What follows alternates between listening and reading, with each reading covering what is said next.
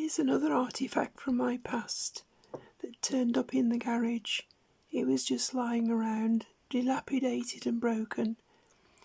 It's a Buccaneer TR100 cassette recorder. And I haven't seen any other videos on this, or much about it, to be quite honest. So although this is probably of no interest to anybody else except me, I thought I'd record it just for posterity.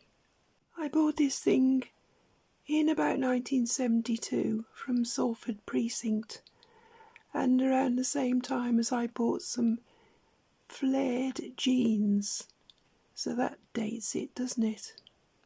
Now this is a sorry looking specimen that's seen many years of service, and what it really should look like is this.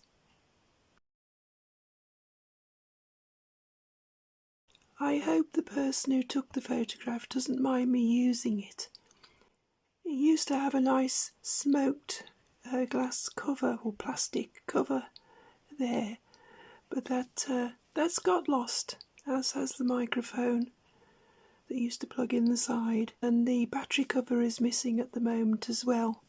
But I know that all of these items are somewhere around. They've just got misplaced. One day I'll marry them all up together and restore it to its former glory, perhaps.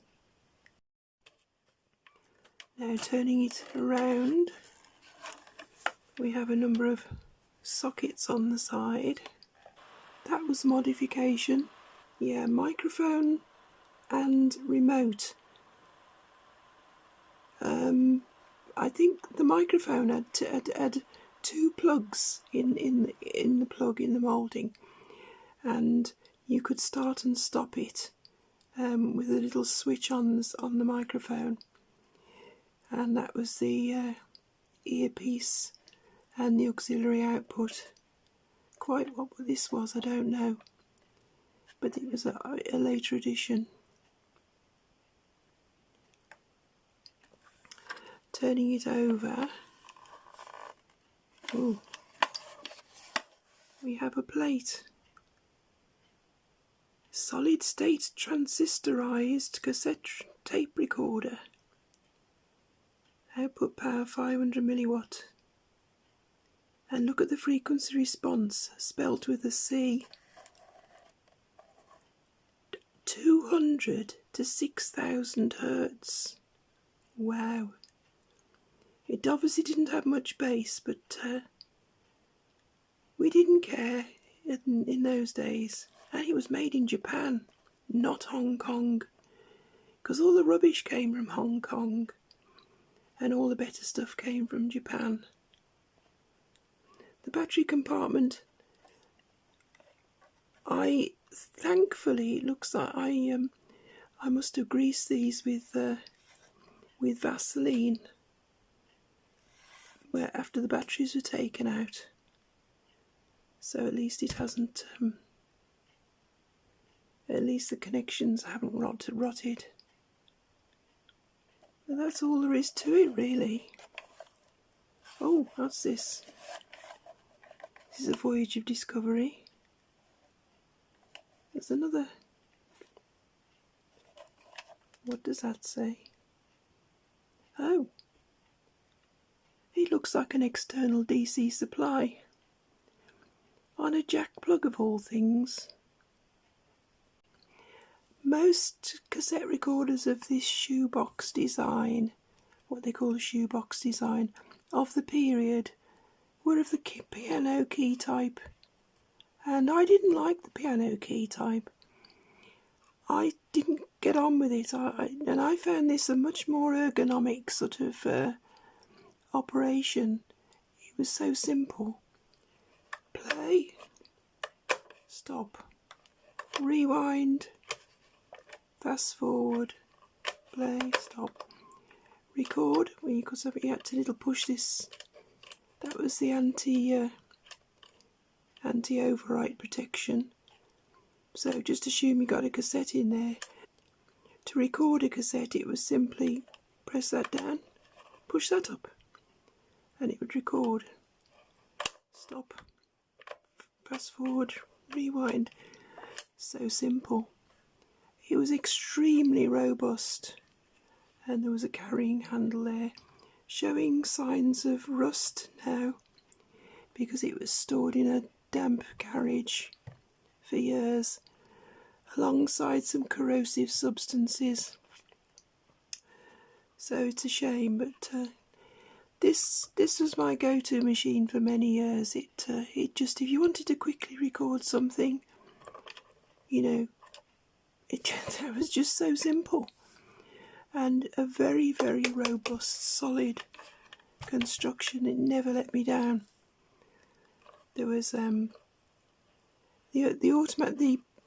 recording level was automatic. The playback was the playback level. Here's how the mechanism worked.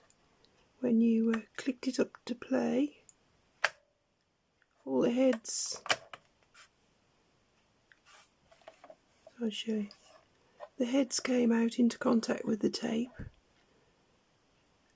and I think that's the recorded.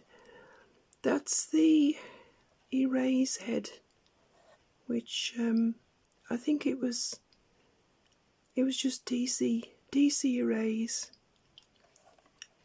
And when you click this button to play, the jockey wheel came into contact with the capstan, and the heads moved out into contact with the tape. And when you clicked it back, they went back. Nice and simple.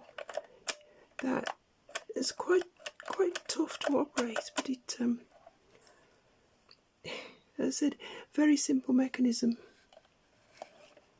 and a reasonable size speaker here. I don't know what size that is. Where's my ruler? 2.5 inch diameter. Yeah, how big was the thing? 210. God, everything from this era was around 210 millimeters deep. That seems a bit of a coincidence. And around about 120, and it was quite thick, top to bottom, around about 65. Now I've undone some screws, and I'm going to reveal the horrors that lie inside this thing, because I think this has actually been modified. I don't think it's original. Let's get these final screws out. Put those somewhere safe. Let's try and open it up carefully, because I noticed these are on the one cover, so there must be wires. Yeah, I can feel the resistance there. Let's turn it over.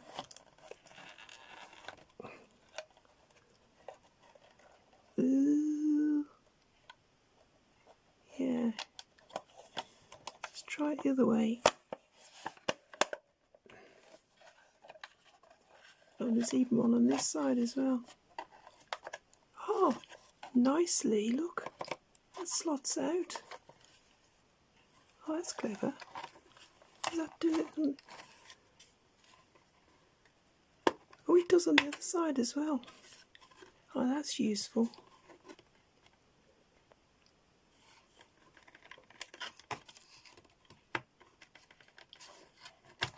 Ah, I'm making right pig's ear of this, aren't I? Let's put it down and lift the cover off. There we go. Now the one thing you can't do much about is the battery connection.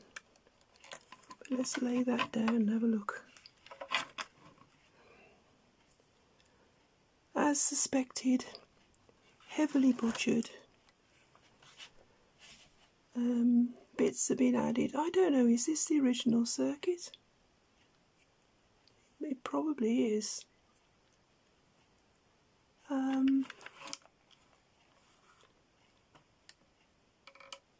Well, these are the original Japanese components, but that doesn't look original.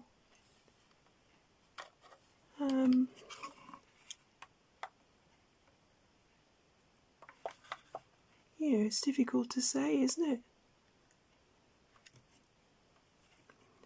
I had the feeling that this thing had a replacement circuit board in it, but certainly that is different.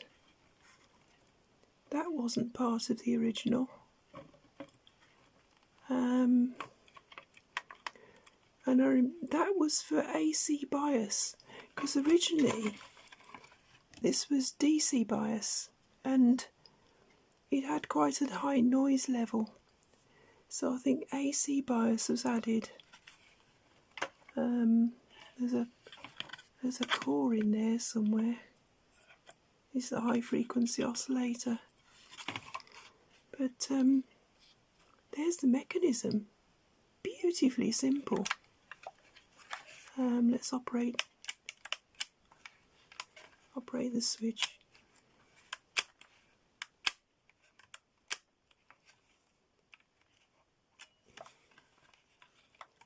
Yeah, so operating one of the directions brought this wheel into contact with that, and operating the other one brought that wheel in somehow. And was that the that I think that, yes, that's a friction drive for the take-up spool. But look at this, the belt is still intact after all that time. It hasn't perished yet. Oh, it's a little bit, there was a little bit of a bump in it there. No, that isn't so good, is it? But a good substantial motor compared with the rubbish that's fitted to some of the more recent Chinese models.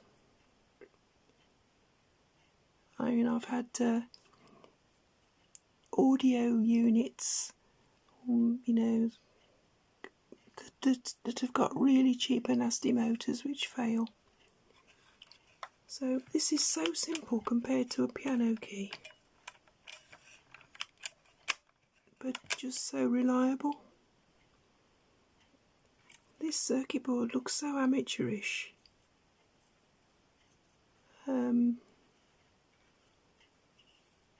But it must be the original.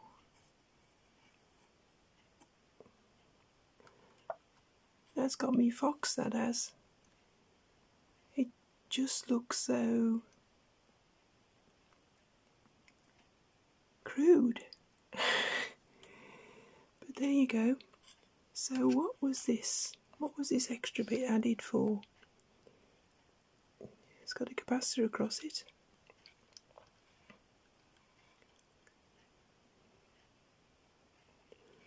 I reckon that's a line in or something like that. It's either line in or line out. Something that's been added. But I haven't got a clue. Why all these extra... Oh, all these extra bits were probably added because it was changed from DC to AC bias. So it probably needed a few component changes to accommodate that. Can I... Oh, there's a transformer in there for something. Is that the audio output? Don't know. But I'll just take it from a different direction, just so you can see. There's a transistor in there, is it? I'm disappointed about the kink in the in that. I don't know whether that will iron itself out. No, it does. The belt does feel a little bit crisp, but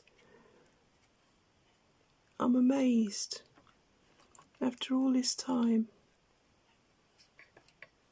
that it looks like it would work. It'd probably get extreme wow and flutter, but it might run. I'm going to power it up and find out anyway. I presume this is the serial number, 2028. That's quite low, isn't it? Well, I've rigged this thing up to a dodgy brick power supply with a couple of thin wires because I couldn't afford the batteries. So, the moment of truth, I searched everywhere to try and find a cassette, but I found a cassette and I'm going to give this thing a go. So here goes. First time in... No, it isn't. It's a long time anyway. Star Wars business. The Strategic Defence Initiative, sir. Yes, probably. As you know, Melsworth, I've given some very long and careful... Well, that worked, but this doesn't. Oh. It's almost going.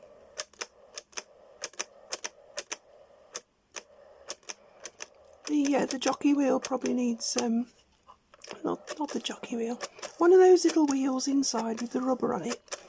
Probably needs a bit of a clean up with some meths or something. But certainly seems to play. Anyway, Melsworth, I expect I shall be away for some time. They'll probably want to have a jolly long talk with me. So, that's it. A 50-year-old tape recorder this year, I think. There you are, after 50 years and no messing, it still works.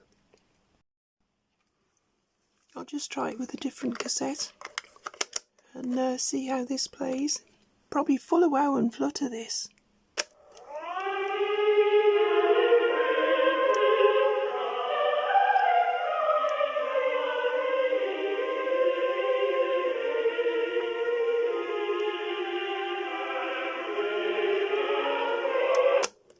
That's amazing. Not much wow and flutter on that. I expected much worse. But, oh well. That's interesting. Or maybe I'll stick some batteries in it and keep it handy for recording things. Because it's a damn sight easier than these modern digital contraptions. I've got one of those digital contraptions and I really can't get on with it. Okay, well, there you go. 50-year-old tape recorder. Still works. And if you like this video, give me one of these thumbs up things and or like or whatever and let me know that you've watched it to the end. Bye!